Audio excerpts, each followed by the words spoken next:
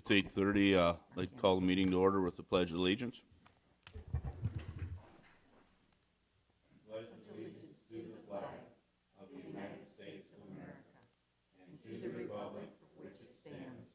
One nation, under God, indivisible, with liberty and justice for all. Good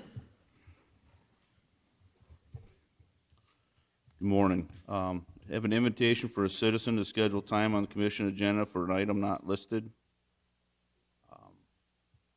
Any additions, corrections? I guess under regular business, I'd like to have a letter C, just an update on the architect work on the jail expansion. You could add that.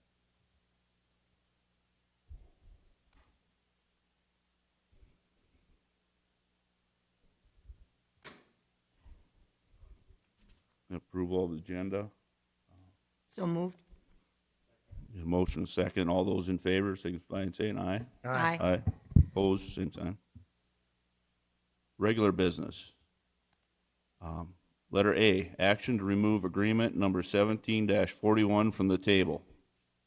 Action on the main motion as amended to approve agreement number 17-41, a purchase agreement by and between First Bank and Trust, Brookings, South Dakota, and Brookings County, South Dakota, for the purchase of the Brookings Outdoor Learning Center for the amount not to exceed $975,000. I make a motion to remove from the table. Second it. I get a motion and a second. All those in favor, signify by aye. Aye. Aye. Opposed, same sign. Discussion. It appears that the amendments have been correctly written, and I'm assuming that our legal counsel is pleased, happy, concurs. Legal counsel's never pleased and happy, but no, I have been working with First Bank and Trust legal counsel as well. Okay. All right. So First Bank and Trust, no issues on the amendments as presented. I don't have any questions about it. I think we had a fairly good discussion last time, and nothing has changed in my view, so, other than the amendments. I guess, anybody have any questions for Kevin or the bank? None? Just to clarify a few things, for the public's view, I guess, we are purchasing building from OAC, correct? And First Bank and Trust. Yeah. And as you look through the agreement, is there any aspects you want to go over that? Well, for the viewing public, I think it's important to make it clear that we are going to purchase that building. This is what the purchase agreement is, to purchase that building from the bank, subject to the condition that we get good title to the building, that we are able to close on a transaction with the city as part of our continuing negotiations on the resource center, so that we own the land that it sits under, that we hope to have all this accomplished by October 1st, that there's no issue with referral, because our actions are subject to referral, and that we would like to continue the business that's going on there until we close the sale, so that the people that are currently members can continue to receive the benefits that they've got, and then we'll be looking at that in our programming down the road. So those are the conditions on behalf of the county.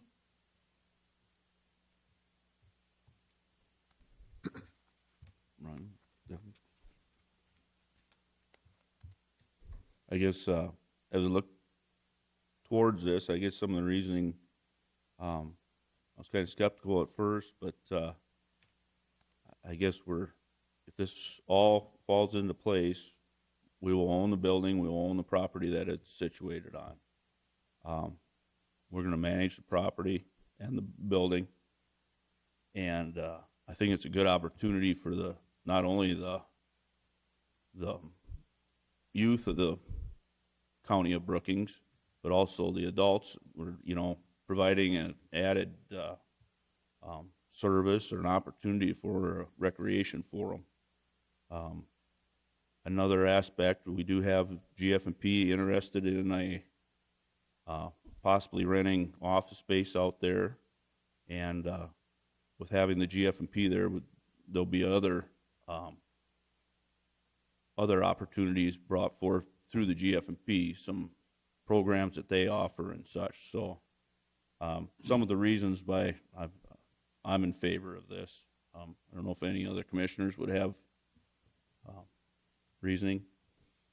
Mr. Chair, I'm just going to say up front that I'm going to vote against this, but gentlemen, let me assure you, it is not because of the validity of the work that the Outdoor Adventure Center does. I support that tremendously. I have two reasons. One is I don't think it's the best place for 4-H, and two, we started at a dollar figure and we ended at a way different dollar figure. And those are the two reasons that I'm going to vote against it. But I want to say, Randy, you have done an outstanding job trying to keep afloat. And thank you for everything that you've brought forth to us and for trying to make that work, because I think it was a great venture, and it's sad that it didn't. Mr. Chairman. Mr. Bartley. Just a couple of comments, and I've said this to several people over the last week that have asked that you're paying almost $1 million for the Outdoor Adventure Learning Center, and is it worth it? And one of the comments I made to them is, number one, it's not going to be quite that much money when we sell the resource center to the city and exchange the land on the lease underneath. We'll be getting almost half of this back, plus the value of it. So I think that's an important thing for the public to know, is if we get that transaction, when we get that transaction completed, that we're not actually putting out that entire amount of money. We are certainly up front, but at some point in time we'll get that back with the contract with the city. Second to that, I likened it to a lot of counties have county parks. We have none, which is fine. They're kind of heavy on a budget sometimes to have a county park, but we have no county park. We have no recreational facilities that we put out there. We're very fortunate the city of Brookings has probably one of the prolific park systems in the state per capita in our community, and it's fantastic that they do. But if you had to pick a gap in it, it's probably what the Outdoor Adventure Center provides, and some shooting sports activities that you don't see being conducted by the city, which actually kind of, in my opinion, sort of falls into a county park type of a designation. So yes, it'll cost us money to operate this facility in the future. I think moving 4-H there will be a positive. Probably be the nicest 4-H building in a 5-state area when we get done. And secondary to that is we'll hopefully be able to continue all the activities for the Outdoor Adventure Center. It started with shooting activities and with the archery activities, and blend those activities into 4-H. I think that may have been an initial goal of the project years ago when it started, and it just didn't happen that way. So unfortunately, we got into a little bit of a lawsuit situation with the state and the foundation that handled the 4-H, and that's caused us to delay, and it's cost us to have more expense. But having said that, I still think this is the proper way to go. I think it's our new county park, and yes, we'll use some taxpayer money to supplement that, and I think that's just fine. The city uses your tax dollars from sales tax revenue to have a really great park system. I think if we can have a great county park in the OAC building, 4-H building, I think that's a positive for the community. So those are the reasons I support it, and I'll vote yes as supporting. I guess I would just like to add also that there is land available out there if need be in the future to build an animal holding facility, and we could have a facility and a show ring. There is land available, and that's another thing that was a positive for me, I guess. Just that availability. The time comes that we might not be able to use the Swiftel for shows. If the extension board or somebody wants to move forward and do an expansion onto the OAC, there's land available there. So Well, I'm going to support it. We worked long and hard on this, and I think there's just too many positives in the whole transaction to let this go. Takes a lot of hard work, and I don't think anything good always just comes easy. So we've been working pretty hard at trying to get this done. I think we're close, and this is a main step for us right now is to get this purchase agreement going, finalize the other purchase agreements with the city, and bring this all together. Are we taking a risk because we're running a large building? Yes. But with anything, any venture, anything moving forward, you're always taking a risk. I think we need to work. We'll manage it. We'll stay on top of it. We'll put together a strong board that will have a lot of passion for that, with shooting sports and 4-H and members of the community that have strong interest in keeping the range open. I like the partnership we have potential with the Game Fish and Parks. They have invested in this building heavily, and I've talked to a couple of them, and they have a strong interest in working with us for public hours of the gun range, for office space.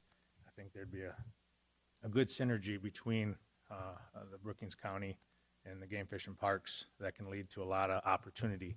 I think there's a strong opportunity for 4-H to really expand. They have, they have their shooting sports in the same area. Not all of them. It's not perfect. Could we find something perfect? I don't know. But in my mind, this is a very, very nice facility that 4-H, I think, sky's the limit for their programming that they could use and go on. So I'm hoping 4-H really takes advantage of this opportunity and expands their programs or opportunities with their location right next to the nature park.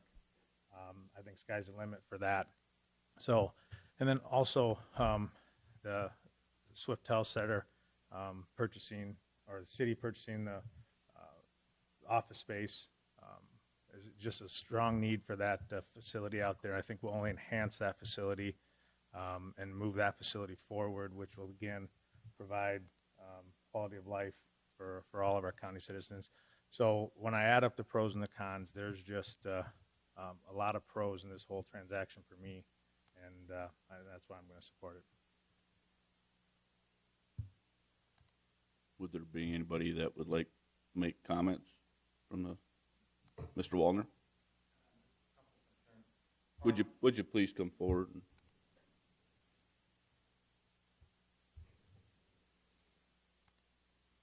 There was some concern on parking shared with the city. There's nothing in here that's not part of this criteria of the document that I have. Has that been taken care of? We do not want a new facility out there and then the city not, for some reason, authorize us to have parking on the north side, which I think has been talked about some time back. I hope that's been taken care of. Which agreement is that? It's a separate agreement. We have a separate It is agreement with fine. them on that Yep. stuff. Yep. On future land, yes, I understand there's land for future development and building. Have we made any provisions with the city to get that land or to have an option to buy that land at some time down the road? Or are we just taking the risk of the city saying yes or no when we get ready to buy? We have that land. It's included. It's included in the purchase ours. price. We're purchasing 3 acres. I understand. And What if- land are you talking about that's available for future development? To the west where the grove is? Okay, not additional land to the south or anywhere else. No. Okay, thank you.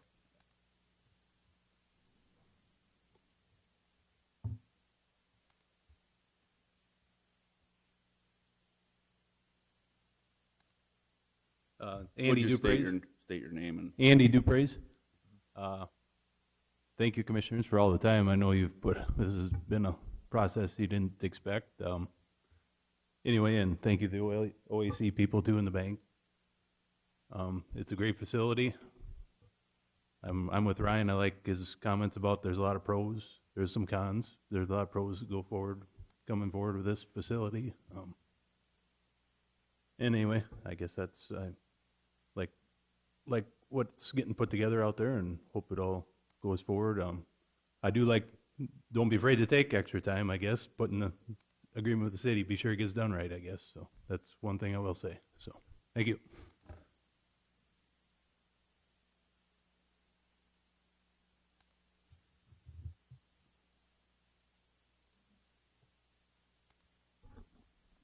My name's Jonathan. Oh, sorry. My name's Jonathan Sundit. My perspective might be a little bit different, but from my view, rather than having tax dollars be spent on building or keeping up with the park, but rather if a private business was to keep up with it, because like the First Bank and Trust, if they didn't work out, then it's a little bit clear that people don't go there enough to where the tax dollars wouldn't exactly benefit everyone. And so then kind of like if there was a business wanted in town, the government wouldn't bring up a building for the business because a private business would bring it up. Because that's what the people in the town want. So if the people in the town wanted to continue to keep up with the center, then non-tax dollars would go to that, if that makes sense. Thank you. Thank you. Any further discussion? I'd just like to thank everybody for the time we've put in towards this. It's been a long process. I'd like to thank First Bank and Trust and Randy also. So, Thank you to our state's attorney's office and all their work that the agreements and the hours and stuff that they've put in for the discussions and going through all the documents and preparing all the documents, make sure they adequately express what we need to have done. They've put a tremendous amount of time in there, so I appreciate Terry and her office there for their work, so thank you. hearing no more discussion, would you call the roll, please? Miller, No. Krogman, Aye. Bartley, Aye. Pierce, Aye. Jensen, Aye. motion carries. Moving on to letter B. Action to authorize the finance officer to publish a notice of hearing on August 3rd, 2017 to consider supplements to various county budgets for 2017, contingent upon agreement number 17-41 being approved. Move approval. Second. We got a motion and a second. Any discussion? Stacy? This would be to do a supplemental budget hearing to pay for the facility with that pursuant to the purchase agreement that you just approved. And of course and the reason we're waiting until August 3rd is because we do have some other agreements with the city that need to be approved, as well as a referral period that we would want to have passed, and knowing that this decision would not be referred prior to publishing any notice. That being said, we do need direction on how you want to purchase the facility, where you want the funds to come from. Do you want them all to come from the county building fund? That would leave that fund with approximately, I think, $40,000 in fund balance. That being said, that would be replenished over time from the city's purchase of the resource center and their payments to us and then otherwise we could also do some general fund transfer into the county building fund to help supplement that budget so that we don't get so short in the building fund initially. It's board philosophy. If you point us in a direction, we can go there. Do we need to make that decision today? Which fund it's going to come out of? No. We need that for the notice, yes. For the notice? In making that decision, I'd like to know our surplus percentage in the general fund? Do you know that by any chance? We don't have it yet for end of We don't have it June. for June. May it was, 53%. 53%? so, And we could do a combination of those two things. We can take Yes. some of the money out of our building fund, and Yes. we have a high surplus right now in our general fund that we and there's could also dollars transfer. in the general fund that need to be unassigned or reassigned anyway because they've been assigned for a length of time, and we need to make some adjustments there as well. So there's some possibilities there. So. Well, here was my thought. I don't know if we would take 500,000 out of our building fund, it wouldn't completely drain it. That could be replenished by the 500,000 that the city will give us. Mm-hmm. Take the remaining 400 and out of general fund dollars at that time to, which again, we have a fairly high right now that we're going to need to assign some anyway. Yeah. Could assign it to that and pay it off and use it that way. So I don't know if that's I agree. something we could. Sounds look at good to doing. me. Okay, that's the That sounds direction we'll good. go. So as long as you approve that action. Call the roll, please. Krogman, Aye. Bartley, All right. Pierce, Aye. Miller, Jensen, Aye. motion carries. Letter C, update on architect work on jail expansion. Just a brief summary of where we're at. Do you have whatever you, Well, we had a conference call with the architects, and they went back to the drawing board, and we're trying to figure out what our options are and see where we go from here. and that's basically what, at our, hopefully by our 11th, our meeting on the 11th, we'll have some ideas. We've just talked to the architect, and we haven't seen any results yet, so. And it's my understanding that what we're waiting for are some drawings that will show the exterior of the buildings, that people that have questions about that will be able to see that. Correct, but it's somewhat difficult when you don't know the footprint of the building, Right. how to design the outside of the building, We need to know how we're going to build it in order to get the drawings on the outside. So Well, I'm guessing We don't wanna- they'll have some options. I know it's an additional expense. Excuse me, Mr. Chairman, I know it's an additional expense, but when we built this building, we had the architects present us with 5 different exterior options for the building on style, colors, distinct ideas. Actually, I think they had 4 different people in their firm put together 4 different proposals for this building, and we ended up actually traveling to Sioux City to look at these, the Joint Powers Board, these different options, and unanimously agreed on one that looked like this, pretty close, but made some modifications, some changes to it, and that's how we decided what we would present to the public was, we had criteria that it needed to blend with the courthouse and the facilities around us, and this particular design did the best of that. So I know it costs extra money to have them do multiple types. One would be as presented as far as the square footage plan and the architectural inside design. We did the outside. We did a little different. We did kind of the outside based on some preliminary estimates how much space each of the entities needed. And then once we got that and the lots purchased, we came back and designed the interior later. This one's a little bit different. We did the interior design first and then did a white block, and this is a building space. So, it's 2 different ways to go at it. So I guess at this point, in order to satisfy the concerns that people have on how this is going to look, I know it costs extra money and takes extra time, but we may be better off if we direct the architects to give us a couple options, one with their setback, one with moving it in front of the building and keeping it all on our property, and one with, as we'd footprinted it initially, and maybe a couple different exterior looks that would flow and look nice. So I know it's extra work, but to just bring one exterior design back probably isn't going to satisfy a lot of people.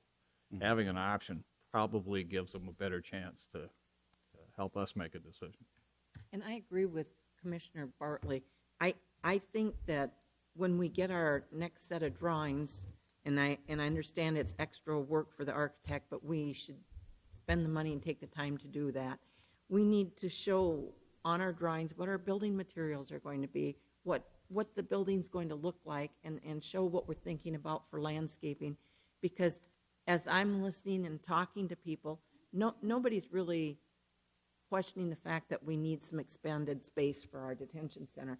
But what they do want to know, and I'm confident that we're going to be able to do this, is that we can put it on our, if we're putting it on our site, which I think is imperative, that we're building something that's going to fit in with the whole rest of this area and all the work that's been done by various different entities in the last 10, 15 years.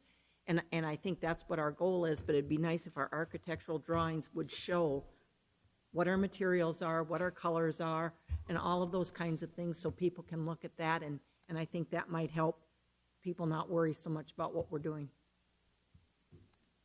Yes, I agree. It's been conceived that the drawing we had at the open house and stuff is what it's going to look like. That was just an example. It's not even to scale of what the actual jail is going to look like. I'm sure the architect will be able to come forward with a better drawing of what it's going to look like, and we'll take that forward with your suggestions also. So, I think the other thing we need, Mr. Chairman, to address is the concerns that the public thinks that we didn't take enough time to study the offsite possibility for this facility.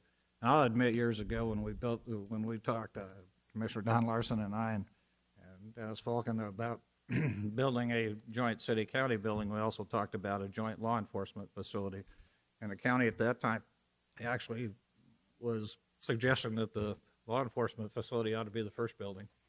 And the city was, well, we need the city space first. Well, the compromise was, let's do the city office building first, and that's what we moved ahead with. But this idea of building a new detention center has been around a long time. This isn't a new idea at all by any means. One of the things we talked about at that time is I'd made the comment that, yeah, you could build a jail anywhere. It doesn't really matter. Well, it's before I was informed and educated on how closely related the detention facilities are to the services of the county's law enforcement and the defender's office, public prosecutor's office. So when you look at court services and their demands, if you also remember when we talked about this building and we would remodel the courthouse, court services said, well, build us a new building. That's kind of what they had said at that time. And we'll move out of the courthouse. And we decided not to do, or the county at that point in time said, no, we'll remodel and you'll have plenty of space. So there's an argument to be made that you could build it off-site. But if you did, I'm of the belief, with what I've learned and what I know now, that if you did, you'd also have to do court services off-site with the jail. And everything would move, and we would have a vacant lot over here, or we'd have some buildings that we would populate with something else. So, but that's a very expensive proposition, very expensive proposition. And there probably aren't any funds. The city has already moved ahead with remodeling their old city hall into their law enforcement facilities. So that ship has sailed, to get a joint effort there. We probably need to spend some effort to inform the public of what the additional costs are with an off-site jail, because there's many expenses to that. The transportation of prisoners, the extra vehicles, extra jail enforcement people.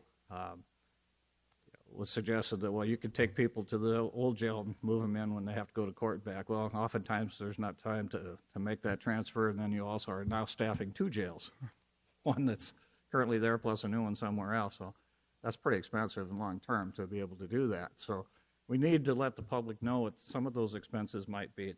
Sometimes when you throw the money out there, it sort of hits you in the face. So, wow, that is quite a bit more expensive. The other thing is exactly where would we put it? People have said move it off-site, but nobody's told me where. Somebody suggested the landfill, and I said it's probably not going to work. But anywhere else you put the facility, a detention facility, you're going to have some pushback from surrounding people who live in that particular part of the city. Yes, you could move it over to the industrial park. Then you're out by Larson's ice arena, and you have some pushback with some other facilities out there. You really don't have any options going to the south, west, or east. So we don't own land anywhere but where we are. So we need to let the public know that options to purchase other property, what they are and what they would cost, what it would cost to go off-site, just even some rough estimates would help us with our proposal to keep it on site. So those are questions, or those are thoughts that I'm hearing from the public is, well, what if? Well, if we can answer those questions better, then we don't want to answer them. We want to build where we're at. I think we'd be proactive at this point. How fast we could put that together with the jail committee, I don't know. So that's just things I've heard and things I think we need to address. Part of that, Mr. Bartley, was the resolution that we passed. It was unanimous, a resolution to move forward with a renovation and improvement project to the current facility. That's what we approved back in April, and that's what we concentrated on. And while we concentrated on that in April, last year when we started talking about the detention center remodel project, we did talk about whether it be on-site or off-site. That was a conversation that we had, and we had a unanimous agreement, and I think the support of the sheriff to leave the detention center where it's located. And I think it's important to even look at the history of our jail. Brookings County has had a jail on that site at least since 1904, maybe prior to that time. And I know some people have expressed some concerns about maybe it being too close to places where there are children's activity. The Central Elementary was built 1935, 1936, long after the jail was on that site. Central Elementary was there, I think, if my memory is right, until maybe about 2010. I'm not sure that I've got that year exactly right. And the middle school was there, and we've never had a problem with kids in our neighborhood with our jail. There has never been a safety issue that we need to be concerned about. And having been a judge for 22 years, I held court in some counties where the jail was not in the same location as the detention center. And I will tell you that it doesn't work well. It doesn't work well for how the whole system works. It doesn't work well for law enforcement, and it doesn't work well for the counties because of the increased cost for transportation and for the personal property that you have to buy in order to transport prisoners. It doesn't work well for the court system in that you can't get prisoners in and out of the courthouse quickly. I know some people talk about doing some ITV, interactive television hearings, and you can do some of that. I did lots of hearings that way, but it's not the best way to run your judicial system. And defendants, because they have the right to confront and cross-examine under our Constitution witnesses against them, they get to come to the courthouse and be there when there's actual activity taking place in their case. And the county will always bear the expense for that. And when we look at the cost of our jail, we're spending a lot of money on the building, but the real cost for our budget always is personnel. It's what we pay our people to work. And if we're planning a system for Brookings County where down the road we're going to have significant increase in personnel just for the purpose of driving people back and forth and making sure that the security is taken care of for that transportation process, we're imposing long-term budget consequences for the county and our taxpayers to do that. Thank you. Commissioner Miller? And to add to that, you're spot on, and to add to that, security would be a whole different matter because we would be transporting in, we don't have a Sally port there where we could keep them confined. So security is a huge problem with transporting in. And, you know, the drawings that were shown at the public hearings were conceptual drawings. And that's all. I understand it looked like a big white blob, and that is absolutely not what the intention was. We hired these architects in particular because they have great experience in making a building fit into a historical district. And so I'm confident that they can come up with some drawings, and I agree with you. You know, give us 3 options of exterior finishes, and let us choose what we're going to do. And there's plans to do that. We just weren't at that point. Right. And yeah. So. Okay, thanks. Moving on to, you had some notices or no? Okay, I look for a motion to adjourn. Excuse me. Before we do that, though, I had a telephone call regarding property out at Lake Sinai. And we have a little bit of an issue that I think we need to all be aware of, and that is that someone has gone on to private property and dug up the riprap. And so Commissioner Jensen talked to the landowner, who is not happy that that happened, and so we're going to have to do some research and see how that happened. Because we have a good kill on the grass and the weeds, and the highway department is going out there and raking up any dead reeds that are in front of the culverts. There is a small trickle through those culverts, and we are obligated to keep those open so that it does trickle through. But that issue is beyond our right of way, and so we're going to have that coming up to deal with. Yep. I actually talked to the landowner last night. I called him to make sure that he had not given anybody permission to go onto his private property and remove the riprap. The riprap's there for a reason, to control erosion, and he would like the county to look into it, and we'll look into it, and if our findings, he'd like to have some pictures and some input on it. So.